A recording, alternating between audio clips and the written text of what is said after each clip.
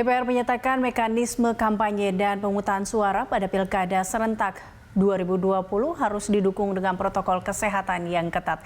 Salah satunya ialah kemungkinan pemungutan suara keliling. Hal ini diberlakukan untuk menekan angka penyebaran COVID-19 melalui klaster Pilkada.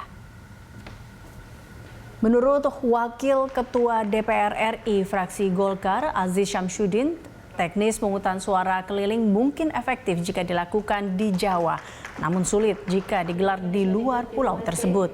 Ia meminta agar waktu pemungutan dan perhitungan suara yang lebih dilonggarkan sehingga tidak terjadi desakan yang membuat orang ramai dan antri di TPS. Menurut Aziz, PKPU nomor 13 tahun 2020 telah dilaksanakan. Namun PKPU memang tidak mengatur pelaksanaan proses pilkada secara teknis dan sanksi yang diterapkan juga hanya pada batas diskualifikasi. Kalau pemungutan TPS itu secara keliling untuk luar Jawa memungkinkan. Di luar Jawa memang agak berat.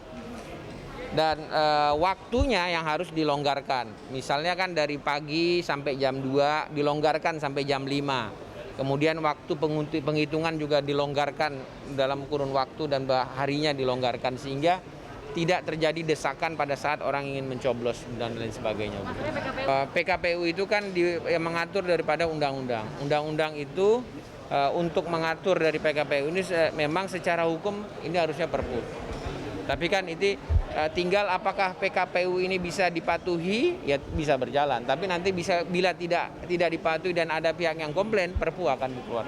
Perlu Perpu nggak kira-kira di satu? Secara hukum, secara kajian hukum tata urutan perundang-undangan harusnya dengan Perpu.